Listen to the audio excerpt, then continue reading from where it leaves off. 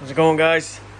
Another update. It's been quite a while, actually, since I've done one. I took a 6-month hiatus off of working on the car. I just had other stuff going on. So this is where we're at. Ended up getting it painted white.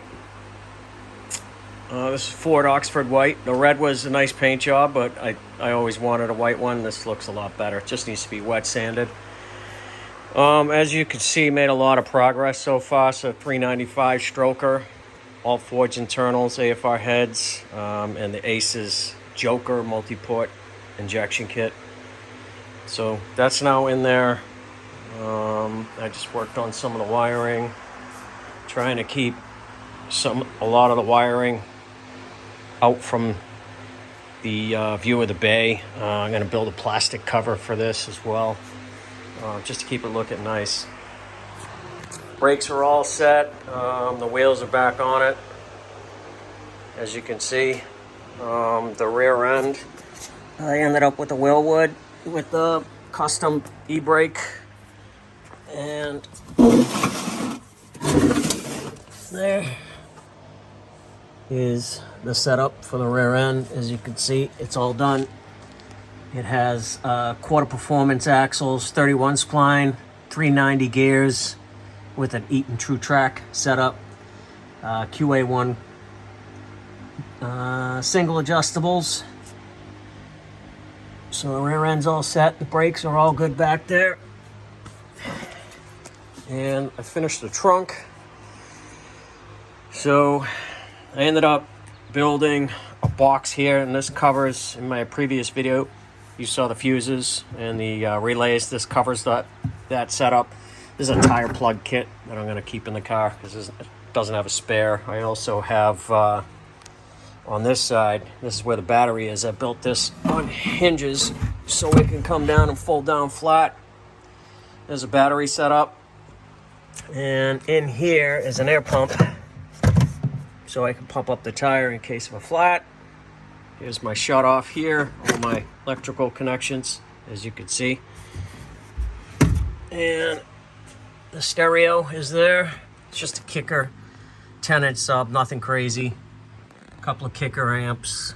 Again, it's just more to have a little bit of sound in the car. I don't anticipate cranking the radio. I want to be listening to it. I had to build this cross brace here. This is out of aluminum. I wanted to block the rods for the deck lid. I just wanted it to look a little bit better, something different. That's painted, obviously, same color as the car as well. And where else are we at? As so you can see, I had the painter fill the holes for this molding that goes around. I didn't really care for the chrome that went around there. So it should be pretty good. The inside looks probably the same as last time. I got another view of the dash right here. And here's the Aces Joker computer. This is gonna go tucked up in there. And then there'll be a center console. I'm not sure if I'm gonna build one myself or buy one from Mustangs to Fear or something like that. And then this screen for the MPFI will be set right here into the console.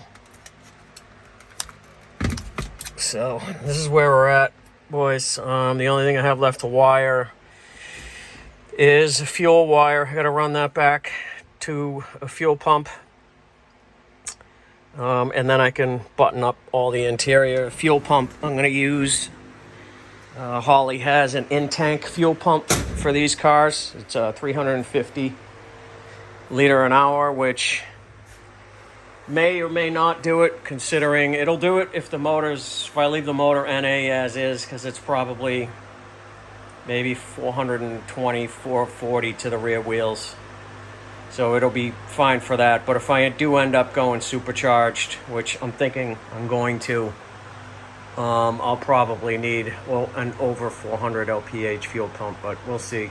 Cross that bridge when we get there. Also, I don't know if the hood is going to fit back on. I put an air cleaner on it, and it's looks to be an inch or two higher than the top of the shock. So that might be close. I may have to end up with a cowl hood, which I'm not crazy about, but I'll have to do what I have to do. But this is where we're at. Let me know if you have any questions or maybe some tips for me. Transmission, I'm going to get a TKX, the whole setup from Modern Driveline with the clutch and scatter shield. I'll do a hydraulic clutch setup. Hopefully have this thing buttoned up by April next year, realistically. Just time and obviously money. So lot longer of a build than I thought. We're going on 2.5 years now, but I think it's coming out pretty nice. Starting to get excited. All right, thanks, boys. See ya.